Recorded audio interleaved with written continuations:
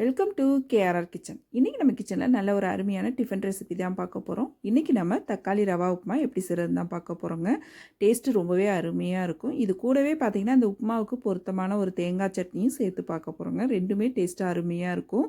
எப்படி செய்கிறது நம்ம வீடியோக்குள்ளே போய் பார்ப்போம். அதுக்கு முன்னாடி நம்ம சேனலில் இப்போ தான் ஃபஸ்ட் டைம் பார்க்குறீங்கன்னா சப்ஸ்கிரைப் பண்ணி வச்சுக்கோங்க. கூடவே பெல் சிம்பல் ப்ரெஸ் பண்ணி ஆளுங்கிற ஆப்ஷனையும் ப்ரெஸ் பண்ணி வச்சுக்கோங்க. அப்போ தான் நான் போகிற வீடியோஸ் எல்லாம் உங்களுக்கு தொடர்ந்து நோட்டிஃபிகேஷனில் ஒன்றுக்கு ஒன்றே கிடச்சிக்கிட்டு இருக்கும். இதே போல் டிஃபன் ரெசிபி சட்னி ரெசிபிலாம் நிறைய நம்ம சேனலில் இருக்குது. அதோட லிங்க் உங்களுக்கு நான் டிஸ்கிரிப்ஷனில் கொடுக்குறேன். தேவைப்படுறவங்க செக் பண்ணிக்கோங்க. இப்போ வாங்க இந்த தக்காளி உப்புமா எப்படி செய்கிறதுன்னு பார்த்துடலாம். இப்போ உப்புமா செய்யறதுக்கு அடுப்பில் ஒரு கடாய் வச்சுருக்கேன். இதில் 1 டம்ளர் அளவுக்கு ரவை சேர்த்துக்கிறேன். ரவையோட அளவு பார்த்திங்கன்னா 200 கிராம் அளவுக்கு இருக்கும். இப்போ ரவை சேர்த்து நல்லா சூடு ஏறி வாசம் வரும். அது வரைக்கும் நல்லா வறுத்து எடுத்துக்கும். அடுப்பு வந்து மீடியம் ஃப்ளேமில் வச்சுக்கோங்க. அப்போ தான் ரவை நல்லா ஒத்தாப்பில் வறுபட்டு வரும். செவர விட்டுறக்கூடாது. நல்லா வாசம் வர வரைக்கும் வறுத்தோம்னா போதும். இப்போ இதை ஒரு பிளேட்டுக்கு மாற்றி வச்சுக்குவோம். இப்போ திரும்பவும் அதே கடாயில் பார்த்திங்கன்னா ஒரு 2 டேபிள் ஸ்பூன் அளவுக்கு தேங்காய் எண்ணெய் சேர்த்துக்கிறேன். தேங்காய் எண்ணெயில் உப்புமா தாளிக்கும் போது டேஸ்ட்டு ரொம்பவே நல்லாயிருக்குங்க. ட்ரை பண்ணி பாருங்கள். இது கூடவே 1 டீஸ்பூன் அளவுக்கு நெய் சேர்த்து நல்லா காஞ்சதுக்கு அப்புறம் 2 டீஸ்பூன் அளவுக்கு கடலைப்பருப்பு, 1 டீஸ்பூன் அளவுக்கு உளுத்தம்பருப்பு, ஒரு 3/4 டீஸ்பூன் அளவுக்கு கடுகு சேர்த்து நல்லா பொரிய விட்டுக்குவோம். இப்போ உளுந்து கடலைப்பருப்பு எல்லாம் நல்லா செவந்து கடுகும் நல்லா பொரிஞ்சு வரட்டும். இப்போ எல்லா பொருளும் நல்லா பொரிஞ்சு செவந்து வந்ததுக்கப்புறம் பார்த்திங்கன்னா இதில் கொஞ்சமாக பெருங்காயத்தூள் சேர்த்துக்கிறேன். பெருங்காயத்தூள் சேர்த்து நல்லா லைட்டாக கலந்து விட்டுக்குவோம். அதுக்கப்புறம் பார்த்திங்கன்னா இதில் ஒரு பெரிய வெங்காயம் நல்லா பொடுசாக கட் பண்ணி வச்சுருக்கேன்.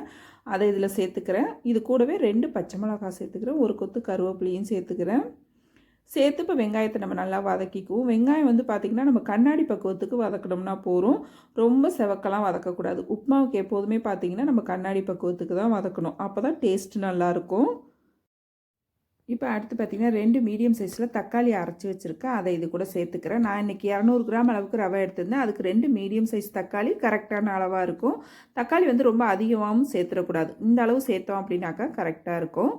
இப்போ இதை வந்து நல்லா வதக்கி எடுத்துக்குவோம். தக்காளியோட பச்சை வாடை போகணும். அது வரைக்கும் நல்லா வதக்கிக்கிங்க. நல்லா வதங்கினதுக்கு அப்புறம் பார்த்திங்கன்னா இதில் ஒரு 1/2 டீஸ்பூன் அளவுக்கு தனி மிளகாத்தூள் சேர்த்துக்கிறேன்.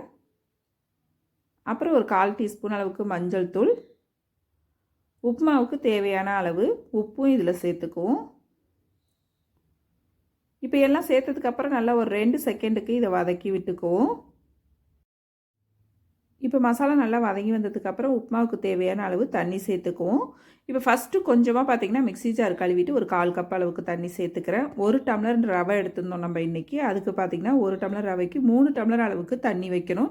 ஏற்கனவே ஒரு 1/4 டம்ளர் வந்து மிக்ஸி ஜார் கழுவி சேர்த்துட்டேன். இன்னொரு 2.25 அளவுக்கு தண்ணி சேர்த்துக்கிறேன். மொத்தமாக பார்த்திங்கன்னா 3 டம்ளர் அளவுக்கு தண்ணி வைக்கணும். இது வந்து கரெக்டான பக்குவமாக இருக்கும். இந்த அளவு உப்புமா பார்த்திங்கன்னா ஆறுனதுக்கு அப்புறமும் நல்லா சாஃப்டாக இருக்கும். இந்த அளவுக்கு நீங்கள் வச்சு செய்யும் போது இப்போ தண்ணி சேர்த்து நல்லா கலந்து விட்டு ஒரு கொதி வந்ததுக்கு அப்புறம் தான் நம்ம ரவை சேர்க்கணும். கடைசியாக நல்லா கொதி வந்ததுக்கப்புறம் ரவை இது போல் கொட்டி மெதுவாக கலந்து கொடுத்துக்கிட்டே இருங்க கைவிடாமல். அடுப்பை வந்து மிதமான தீயில மாற்றிக்கிங்க. அப்போ தான் ரவை நல்லா வெந்து வரும். இல்லைன்னா டக்குன்னு கெட்டியாகிடும், ரவை வேகாது. அதனால் அடுப்பை மீடியம் ஃப்ளேமுக்கு மாற்றிட்டு ரவை கொஞ்சம் கொஞ்சமாக சேர்த்து கலந்து விட்டு ஒரு மூடி போட்டு நல்லா ஒரு 5 நிமிஷத்துக்கு வேக வச்சு எடுத்துக்குவோம். ரவை வந்து பார்த்திங்கன்னா சீக்கிரமாகவே நல்லா வெந்து வந்துடும். இப்போ பார்த்தீங்கன்னா தெரியும் நல்லா அருமையாக வெந்து ரெடி ஆகிடுச்சு பாருங்கள். இந்த பக்குவத்துக்கு இருந்துச்சுன்னா கரெக்டாக இருக்கும். ஆறுனதுக்கு அப்புறம் பார்த்திங்கன்னா கொஞ்சம் இறுகி வரும். நம்ம சாப்பிட்றதுக்கும் நல்லாயிருக்கும். அப்புறம் பார்த்திங்கன்னா ஒரு 1/2 தக்காளி பழம் நல்லா பொடுசாக கட் பண்ணி வச்சுருக்கேன். விதையெல்லாம் எடுத்துட்டு நடுப்பகுதியில் உள்ள அந்த விதையெல்லாம் எடுத்துகிட்டு சின்ன சின்ன பீஸாக கட் பண்ணி வச்சுருக்கேன். அதை சேர்த்து நல்லா ஒரு தடவை கலந்து விட்டுக்குங்க. தக்காளியோட டேஸ்ட்டு உங்களுக்கு பிடிக்கும் அப்படின்னாக்கா நீங்கள் தக்காளி சேர்த்துக்கலாம். அப்படி இல்லைன்னா தேவையில்லை, ஸ்கிப் பண்ணிக்கலாம். அது உங்கள் விருப்பம்தான். இப்போ உப்புமாவை பாருங்கள். இந்த பக்குவத்துக்கு ரெடி பண்ணி எடுத்துக்கிட்டிங்கன்னா உங்களுக்கு ஆறுனதுக்கு அப்புறமும் இதே போல் நல்லா சாஃப்டாகவே இருக்கும். அவ்வளோதான், நம்மளோட தக்காளி உப்புமா சூப்பராக அருமையாக ரெடி ஆகிடுச்சு பாருங்கள். உப்புமா வெறுமனே செய்கிறதோட இது போல் செஞ்சு கொடுக்கும்போது பார்த்திங்கன்னா ரொம்பவே விரும்பி சாப்பிடுவாங்க. டேஸ்ட் வந்து ரொம்பவே அருமையாக இருக்கும். ட்ரை பண்ணி பாருங்கள். இப்போ இதுக்கு ஒரு சட்னி நம்ம ரெடி பண்ணிக்குவோம். அதுக்கு பார்த்திங்கன்னா மிக்ஸி ஜார் எடுத்து வச்சுருக்கேன். அதில் சின்ன கப்பால் 1 கப் அளவுக்கு தேங்காய் துருவல் எடுத்திருக்கேன். இது கூடவே ஒரு 3 பச்சை மிளகாய் கட் பண்ணி சேர்த்துக்கிறேன். பெரிய வெங்காயம் ஒரு 1/4 வாசி கட் பண்ணி சேர்த்துக்கிறேன். ஒரு 2-3 பூண்டு பல் சேர்த்துட்டு ஒரு சின்ன துண்டு புளி சேர்த்துக்கிறேன். சட்னிக்கு தேவையான அளவு உப்பும் சேர்த்துக்கிறேன். அப்புறம் ஒரு 2 டேபிள் ஸ்பூன் அளவுக்கு பொட்டுக்கடலை இது கூடவே சேர்த்துக்கிறேன். பொட்டுக்கடலை கம்மியான அளவு சேர்த்துக்குங்க, அதிகமான அளவு சேர்க்க வேணாம். இப்போ இதில் பார்த்திங்கன்னா கொஞ்சமாக தண்ணி விட்டு இந்த சட்னியை நல்லா நைஸாக அரைச்சி எடுத்துகிட்டு வந்துக்குவோம். இப்போ சட்னி ரெடி ஆகிடுச்சு. இது ஒரு பாத்திரத்துக்கு மாற்றிக்குவோம். கூடவே கொஞ்சமாக தண்ணியும் கழுவி சேர்த்துக்கிறேன். நல்லா ஒரு தடவை கலந்து விட்டுக்குவோம். ரொம்பவே அருமையாக இருக்கும் சட்னி இது போல் நம்ம அரைக்கும் போது. தாளிப்பு பார்த்திங்கன்னா கடுகு, உளுந்து, கருவேப்பிலை, கொஞ்சம் பெருங்காயத்தூள் சேர்த்து தாளிப்பு எடுத்து வந்திருக்கேன். அதை சட்னி கூட சேர்த்து நல்லா கலந்து விட்டுக்குவோம். அவ்வளோதான் இன்றைக்கான டிஃபன் ரெசிபி. ரொம்ப சூப்பராக அருமையாக ரெடி ஆகிடுச்சு பாருங்கள்.